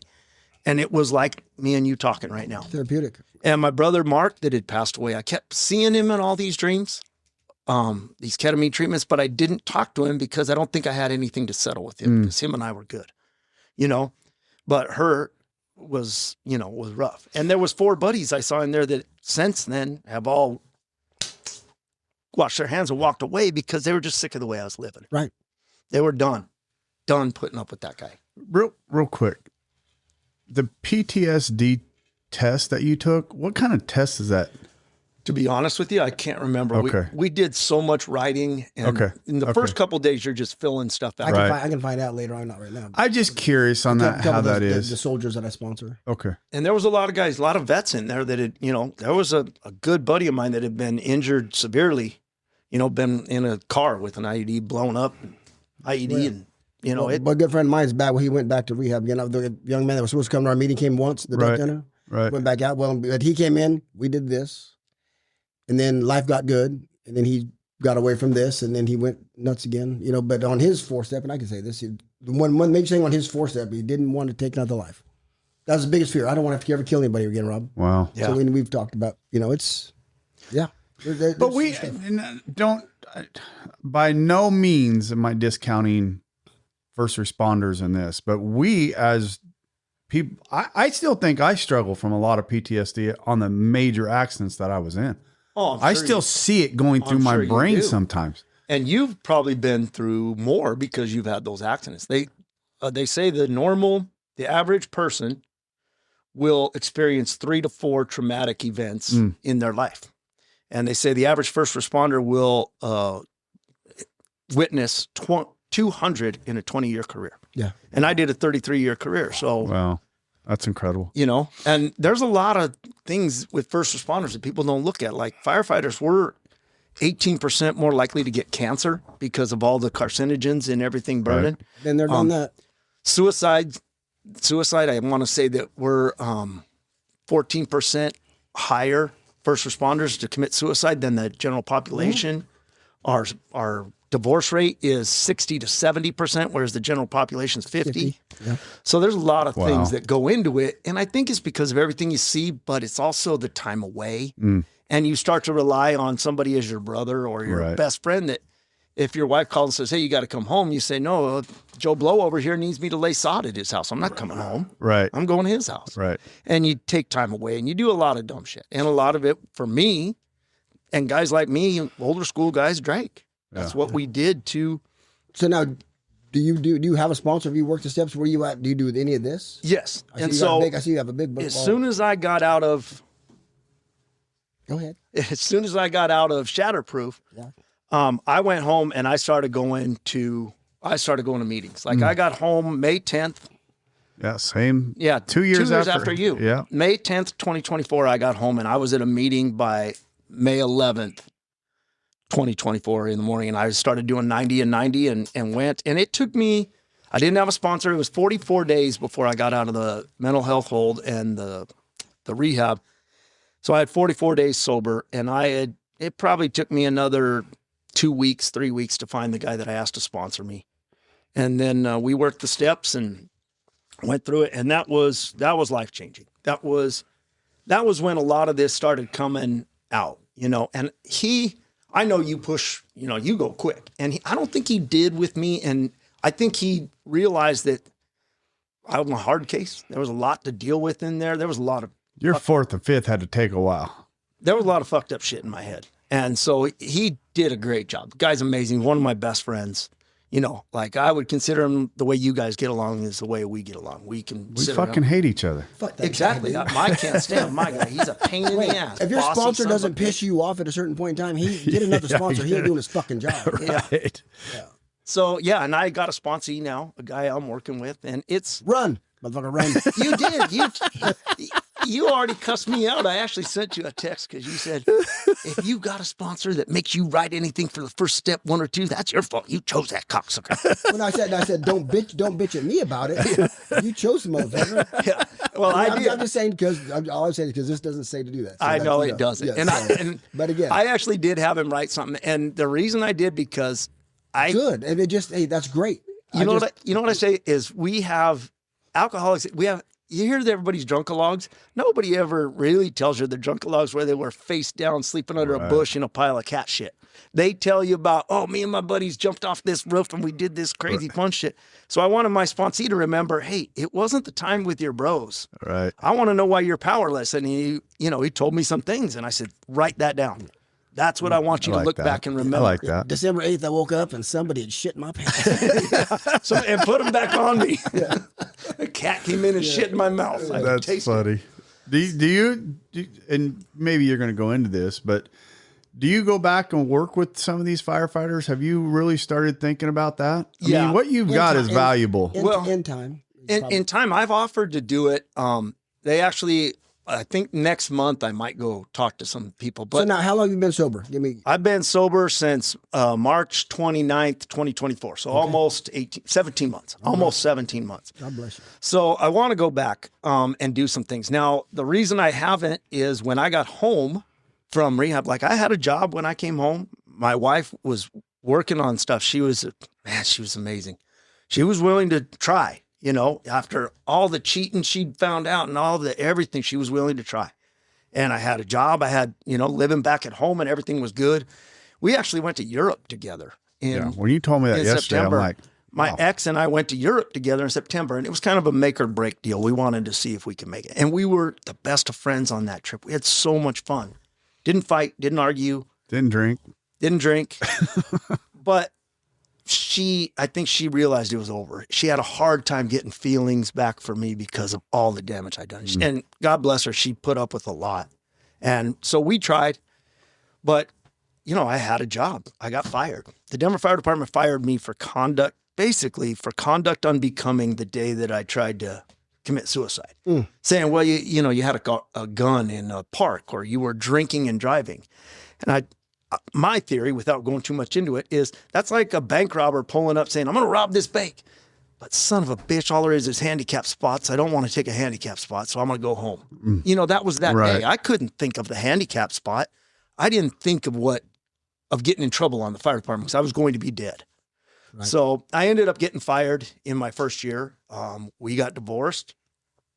In your first full year. My first full year of sobriety, I got divorced, lost the job, moved out of the house, and applied for unemployment. And the city denied me unemployment even after I got fired. So I had no money. And I couldn't get my pension yet because I had filed an appeal to try to get back on. So I had to wait till that appeal was over, which they drug out for 6 months. So by the time that 6 months was over, I was out of money, out of everything. And that's when God showed up. And my buddy got me a job working at that golf course, and I started working. And then the appeal lost, and I got pension and started, rebuilding life and living life. That's pretty. You went through a ringer your first 6 months. I would think Rob asked me earlier, when did I start blaming myself and knowing that it was because of me? That's when, because I hadn't got a DUI. I hadn't done all these things, but I look back. But through the step work, you'd taken real inventory. Right. I had Did you do your steps in that first 6 months? Yes. Did you really? Okay. Yeah, good. That's quicker than most people do. So don't Right. say, don't say I don't want to say the first 6 months, but probably in the first 8 months home. So already it almost took me a year to get all the way through them all before I was willing to sponsor somebody. Good. Whatever. But so during that 6 months though, so when you got home until till divorce was final, or divorce, lost job, all that bad shit before the good shit started to happen, what kind of time frame was in there? I will say, and this I got from a buddy, we'd go golfing even when I first got home, and he'd say, how you doing? I said, great, man, I feel great. And then the next time he'd be like, how you doing? I said, better than I was last time. And he says, you tell me that every time. And I said, that's because it's getting better. Because the sobriety's progressive, just like alcoholism is. It started making me feel so much better. And that obsession to drink was gone. And I think when that went away, I started feeling better. I have a couple questions. Yeah. Sorry. Yeah. No, good. Come on in. Stop me. I talk too much. Almost like Larry. Damn it. You said that your wife took out the guns out of your house. Were you threatening suicide, or was she just like, hey, this might be coming down the pipeline? No, that's a good point. So the buddy that ran into me in the parking lot, I had him take that gun because originally I was going to shoot myself right there. And then I said, no, I'm not doing it here at the firehouse. And then I had him take it. So I kind of felt safe. And he goes, don't go home. Just stay here. Just stay here. And I said, no, I'm going home. He picked up the phone and called my wife and said, get the guns out of the house and get out of the house. Because he didn't know if I was homicidal or suicidal or what. But he said, get the guns. And she got them all. Because I had a bunch of handguns, I had a hunting shotgun and stuff. But the AR-15, I think, was just out of sight, out of mind for her. And it was for me until I saw the case sitting there. And then I was like, all right. And when I walked in, she was packing and all the guns were gone. So I thought, man, not only is she leaving me and her heart's broken, but she's actually taking guns because she thinks I might hurt her. So I am the biggest piece of shit. I just added to it. Did you contemplate hurting her? No. I had already, I might as well have put her down and stomped her. I'd done so much to her. So no, I never thought about hurting her. You said that you were the chief, right? Yeah, I was an assistant chief, yeah. How did you guys debrief? I come from a little bit of background in his law enforcement and stuff, so we deal with things parallel, but still batshit crazy. Great question. How do you handle like the SIDS case? You had 3 in a day. Like, and I know you weren't probably the assistant chief back then, but when you're coming back, what does that look like for the guys that were on the call? Is it call? Well, yeah. And back then, like when I had the SIDS, we didn't do anything. We did nothing. We went in, the guy that really got me the decapitated was about the same time frame as the SID. The captain comes down in the morning. He goes, hey, that was a rough call. Is everybody good? Anybody need anything? Well, you know, I'm sitting next to some guy that's been on for 30 years. He's smoking his cigarette, drinking his coffee. He says, I'm good. Well, what am I going to say? It's just a Tuesday. Yeah, I'm good. Just a Tuesday. I'm good. So we didn't do a lot back then. Now when the guy shot himself in front of the fire, I thought it was making the papers. So I kind of took the reins and I immediately called all my stations and said, everybody call your spouses right now and let them know that you're okay. Because what I was afraid was going to hit the media was suicide at a firehouse. Right. And then every spouse out there was going to panic because it was in that area. So I made everybody call their spouse to do that. I put the rig out of service so the guys could they didn't have to worry about going on another call. And then we called in the peer support team. I called the peer support team. They came over and a couple of guys talked.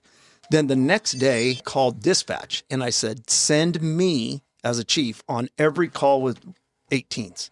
Any call they get that isn't, you know, it isn't a fall or isn't an alarm system. If it sounds like it's traumatic, send me with them. And so we went on a stabbing that night. And actually my officer got bit by a dog while we were there. He was trying to get to the lady and the dog bit him. And again, I took him to the hospital and he was getting the wound stitched up. We heard nothing from the administration, nothing. But I was trying to be there. And then I called our peer support, brought in the counselor. And then so we went out of service the next shift in the morning. Everybody sat around and we talked to this counselor in the morning. And she's actually still my therapist to this day. She is an amazing lady. Do you guys think that your peer support was well equipped? No. No, it was just, we checked the box. It was a box check. We have peer And support. as a matter of fact, it just came out in the paper. I don't know when it was. It's been since I've been gone. The city of Denver actually cut the mental health budget for the Department of Safety by 60%. Just Of course they did. yeah, they wanted Not 6, no, 60. 60. And the state of Colorado cut it even more because they, you know, Tell them why. well, we got to pay for the homeless. We got to pay for the mayor of Denver. I mean, not to get into I don't want to. Yeah, that's Never probably mind. going down a different road. Yeah, that's a rabbit hole. I I have an don't obscure question too. jump in. Here's my obscure question. Okay. The round that you ejected from the AR that went in the back seat, did you ever grab that and look at the primer? No, the cops did. They destroyed it. They said it was dimpled. Dry round.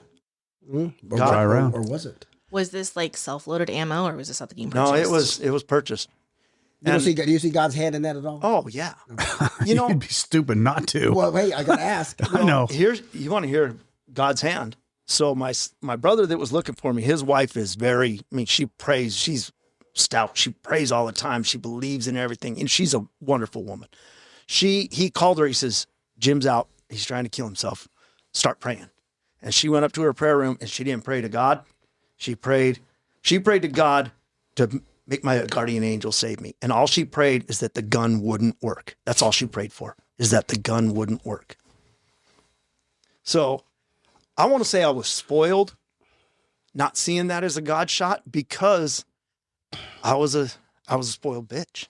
I mean, I'd gone into buildings. I didn't even realize how many times he had saved me in a building, or, you know, something falling on my head, or not getting killed in a DUI accident, whatever it was. I never realized all these things that he'd done. So I was spoiled. I didn't really chalk it up to that. I chalked it up to, I don't know why, for a while. And then it hit me that, you know, you're here for something. Mm-hmm. What was your sister-in-law's response? Like knowing that she knew exactly. Yeah. As soon as she heard, she said, "That's all I prayed she for." Didn't have a doubt. She has no doubt in her mind that her praying for that is what caused that, and that's why I'm here. Mm-hmm. And her husband, my brother, was really, really. I feel so much guilt. I mean, I know, you know, everything causes guilt, but I put him through hell. That poor guy looked, and that was the other thing. Why did he go up that canyon? Why? Why you in the said fuck? you said in the beginning it was very out of the way place. It was, and he didn't know I ever went up there. So why did Joe turn up that canyon and say, "This is the one I'm going to look for him at"? He'd looked for me in parks. He'd looked for me all over. he went to my parents' grave site looking for me. And he said, I'm going to just turn up this canyon and see if he's up here. And there I was. How far off the main road were you? Oh, I was 3 miles up. I had driven up till it turns from asphalt into dirt, and then I was coming back. Wow. So Wow. there was God was all over it. You know, but I didn't see it. I was so lost in everything else, and just, I felt like the devil. Like there was no way I could put anything together. I just felt so bad. And it took a long time for me to quit feeling. I still feel the guilt. Right. You know, Yeah, I was going to ask. I'm never going to not feel the guilt. So one of the things that, you know, that as you were talking about that heaviness, you know, it's hard for me, even this far removed from that deep depression that I was in, to listen to another human being talk about it, because it takes me to that spot, to that moment. And for anybody that's never felt what you and I, and once again, not the PTSD, none of that, but how you describe that heaviness and how deep and dark you were, it's brutal. It's a brutal place to be. And to hear another human being describe it the same way it feels to me, it literally grips me and takes me to that spot for a moment, but I'm able to grab myself and get back out of it. Now, when you hear other people talking about this, that kind of stuff, do you find yourself still feeling that, seeing it? I think when I hear people like in the meetings talk about it, I just want to hug them. Oh yeah. Thank you. I want to do what that Yep. Denver cop did for me. Yep. I want to pick them up and I want to hug them and tell them, you can be all right, man. We're going to Oh, get yeah. you some help. And that cop, here's a great story. The next January, I was at the stock show rodeo in Denver, and he was working. I saw him and I picked him out. Now, I can't remember anything from that day, and I picked that guy's face out.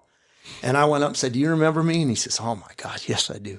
Wow. And man, I thanked him so much, because he knew I was a mess, and everything was just a wreck, but he's like people in AA. He didn't judge. Right. He didn't judge. He just was so glad that he got me before I was dead. That's a guy that does his job for the right reasons. You know? Right. And there's so many of them that do, you know. We don't want people to get hurt, but it tears us apart. Do you see anybody from your old houses? And Yeah, there's a core group of guys that I still talk to, quite a few of them that from my house, the latest one. A lot of guys I've fallen off, you know, and it happens. When guys Right. retire, you disappear. Life happens. And I'd been around 33 years. I mean, there was guys coming on the job that I had no idea who they were. So they'd never met me. So when they hear, you know, Chief Hart's gone, they're like, who in the hell's that? Right. I don't even know that guy. Right. You know, they never worked with me. So there's still a few guys that I keep in contact with. And, you know, my family, all, you know, they're a bunch of retired firemen too. We Right. try to keep in contact. And I'm trying to work on some of the relationships there. There's still a few that are gone, but, you know, there's still some we're working on. Any family in the houses? Any of the firehouses? Any of your family in your old firehouses? My nephew is at one of my old firehouses. My brother's son. But you know, it wasn't the one I was at when I went down. Right. When I went downhill, I was at Station 15, and they watched it. We were so close. They knew something was going on those last 5-6 months. They didn't know what. Yeah. And that was the bomb. That was the things I was Right. hiding. I was hiding from them. And, you know, I came in late. I was cold, or my ex is out of town for work. I have to call in sick. Well, yeah, I did have to call in sick because I've been out drunk for 4 days and supposed to come back to work because she was out of town. So I had to call in sick. But they knew something was up. They didn't know what. And I wasn't showing up to work drunk. So it was hard to put a finger on, I think. I've never been. Shut up! I know where this is going. I'm lost for words. Really, I'm trying Shut to the bring. fuck up, dude. You are not. Because that honestly, Jim, I've spent the last 2 days with you. We've spoken a lot about, and I honestly didn't see that story going that direction. I didn't. I don't know why. I just didn't see that story going that way. And I told you this the other day when we were going up there. Sometimes it's better not to know the whole story. That's why, Jim, I don't like any.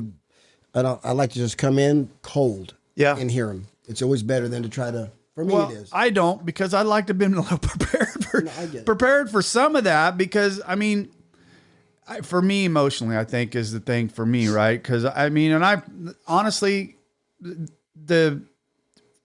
like I said, little lost for words.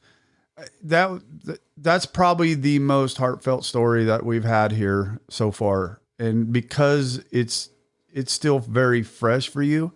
I mean, Kim and Mike Stillman's was that was a rough one to listen to and to go through. What part of that? Because I thought about that story when we were listening to Jim. What part of Mike's story is identical to his? The friend that got on the plane. Yeah, right. I was thinking the same thing when he was. What about that friend? You still? Oh yeah, and actually, when I got to Shatterproof, my ex called and she said, "Look, I need 30 days. I need you to be there. I don't want to have phone calls. I don't want to hear from you. I don't want nothing." So I listed that guy as my emergency contact. Okay, and he was getting calls from the psychologist. Now, my ex said that, but she was still checking in. She didn't want me to know she was checking in because she didn't want me to think she gave a shit. She really did. So, she was checking in. But that buddy he was there. And he was going to fly back to Florida to fly me home because he was scared of the same thing. And I told him, that's when I told him, all right, hold on, man. I'm coming home. There's a liquor store on every corner. If I decide I want to drink, I'm going to go drink. You are not stopping me just by getting on it. Why would you spend $600 round trip to stop me for 2 hours if I want? I'm not doing that. And I can't say forever, but I will tell you it's not happening today. It's not happening tomorrow. And so he stayed home and he picked me up at the airport, but he's an awesome guy. Awesome. And you guys stay pretty close now. We're still really close. And you have probably one of the most serene jobs a human being could have. Oh, yeah.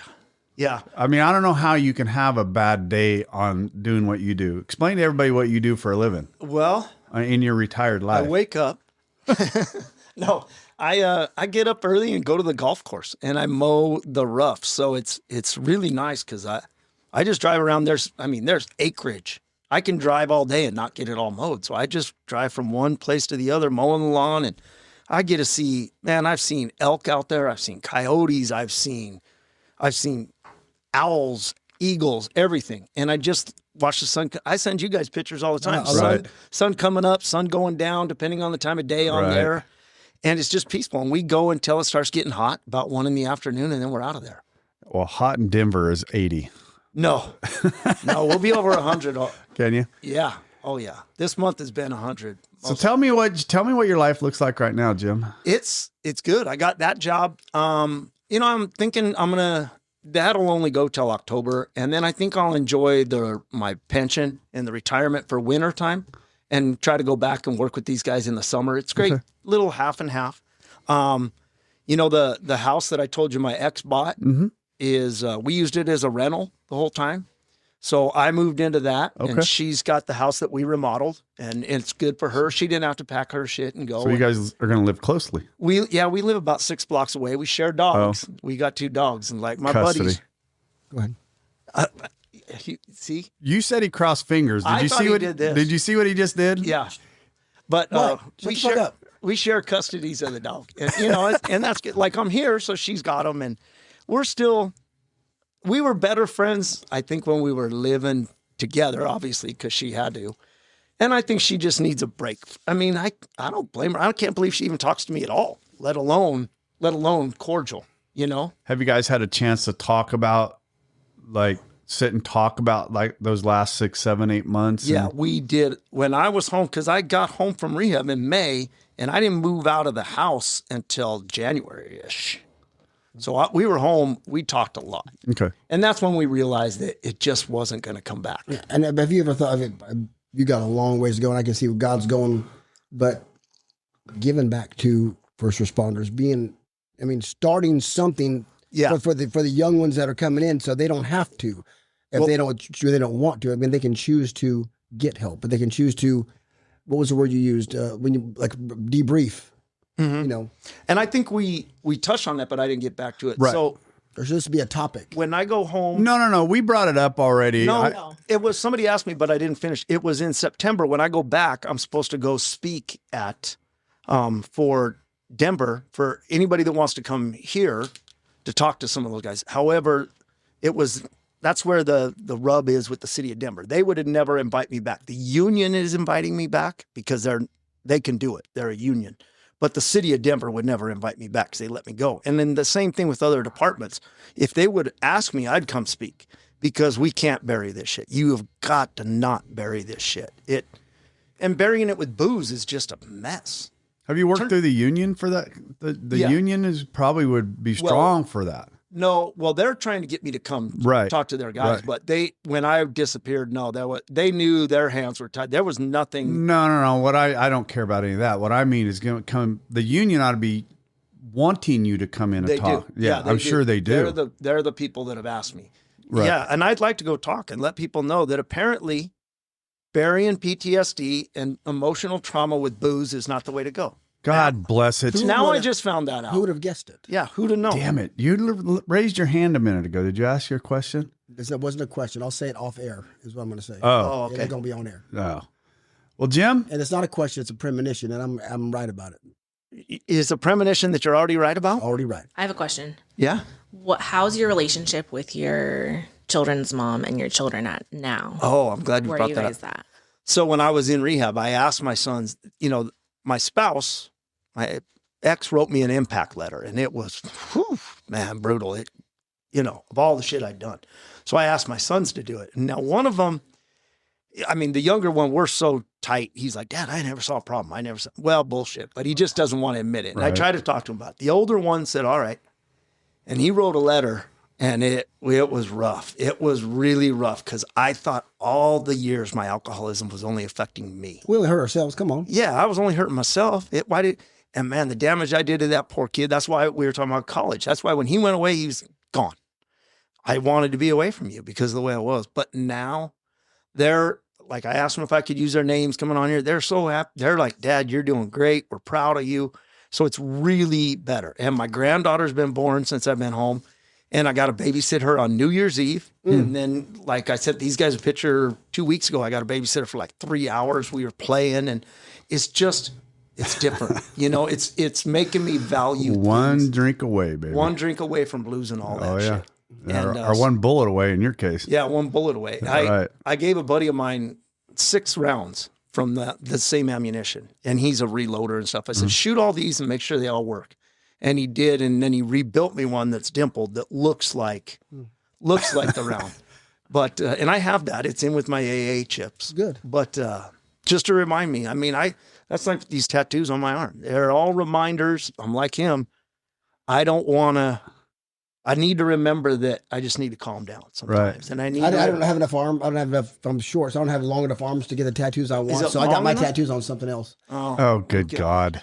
Well, you can go around you can't go around your bicep. But yeah, my relationship is sorry a lot about that. better. Larry, sorry about that. The comment I've been told to shut up about that. I keep telling everybody, we have a lady in here. You guys behave. This is Recovery Unfiltered podcast. But what she has done, from her, what she has done with law enforcement, she's seen in her. Oh yeah, she's amazing, and they're still having a great story too. And Dad never talked about it. My dad came home. He never told That was that generation. You don't talk about it. No. And so your generation was the same. He never told me anything about World War II. So I just thought that's what we did is we just buried shit. Right. And I'm not blaming him. It just, he didn't have time. He had 12 kids. Who has time to sit around and cry about the shit that went wrong? You don't. Fuck, I had 2 and I didn't have time to do shit. Yeah. Well, of course they were girls, but. Well, that's triple. He had 4 girls. Hey, you did. So he did say about taking the booze and the condoms to your sons. Oh yeah, that was bad.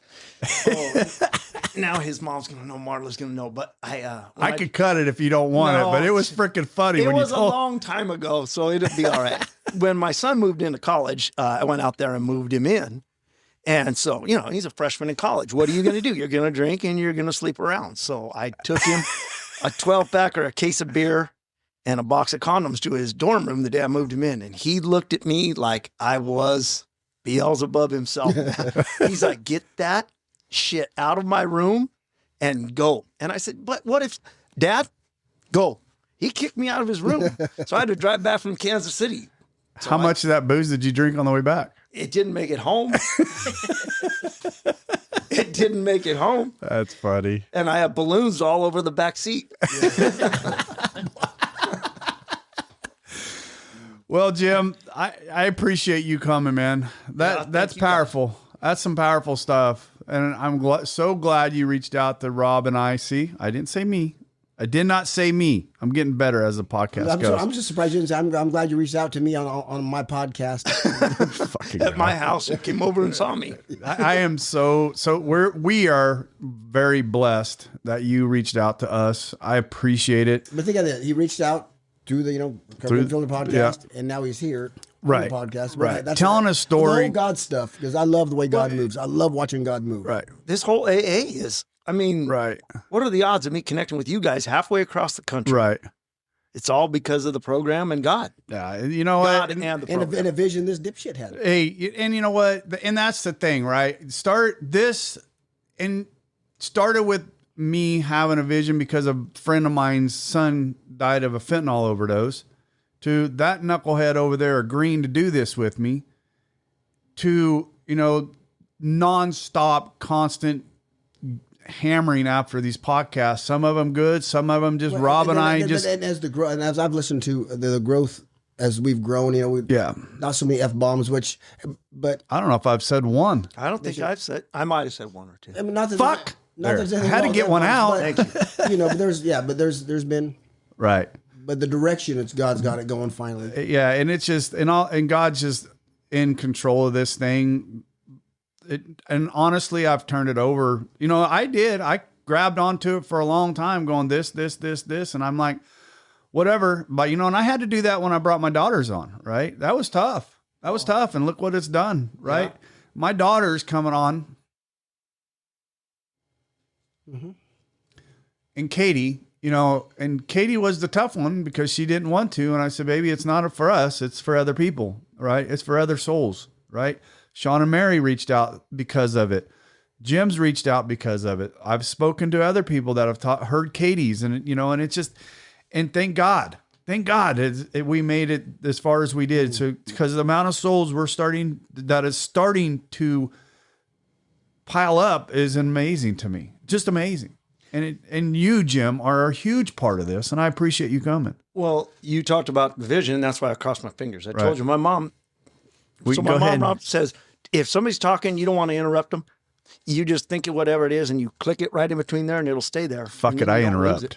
So that's why I crossed my fingers. Well, but I got the impulse problem that you do. Yeah. I just blurt. So he talked about the vision and God coming to him, and when I was in rehab, I felt like somebody was saying, tell your story. Right. And I would share it in group and things, but not like I did here, and I denied it. I kept thinking, why is my story different than anybody else's? And I don't know that it is. It is. So I got called, and finally I said, okay, I'm turning this over. Whatever, wherever you need me to speak, whatever. Well, since then I've been back to Shatterproof, and I've spoke there. Came on here with you guys. I got invited to do an hour-long AA meeting out of Arizona on a group that I did online. I shared my story for my 1-year anniversary at Primary Purpose, shared it there.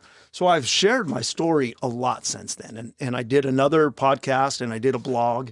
And I feel like, all right, I turned it over. So if you want me to go speak somewhere, I'll go speak. Because it's that important. Yeah. It is. If it helps one. Just one. Right. That's what I prayed for this morning at church. Just give me one person that reaches out to you guys or to me that needs help. Right. And you can reach out to us and get a hold of Jim at Recovery Unfiltered Podcast at gmail.com. Recovery Unfiltered Podcast at gmail.com. Jim, you want to give your email or do you want to just reach out that way? You can if you want. Yeah. No, sure. They can. Yeah. Go anybody ahead. can reach out to me. It's Jim Hart 1970, all one word, JIMHART 1970 at gmail.com. Right. And what year were you born? I was born in 80. Yeah. No. Well, I'm a little bit older than you. Just a touch. Just a touch. Two I'm years. not old like Larry. Jesus Christ. Netley, that guy. He's 55 right now. Yeah. Let's get the hell out of here. We're going to come back and do another one with Jim. Next one's going to be a bit lighter, though. Next one's good. Maybe. Motherfuckers, it's going to be lighter. I can't do another one like that one. I can't. That was good. That was a good one. All right, God thanks, guys. bless it. Thank you. Thank you for again. joining us today. We hope you learned something today that will help you. If you did not, come back next week and we'll try again. If you like what we heard, give us a 5-star review. If you don't like what you heard, kiss my... You can't say that, can you? Anyway, if you don't like what you heard, go ahead and tell us that too. We'll see what we can improve. We probably won't change nothing, but do it anyway. Hey, thanks, Rob. Come back next week and hopefully something will be different and something will sink in. Take This care. has been Recovery Unfiltered.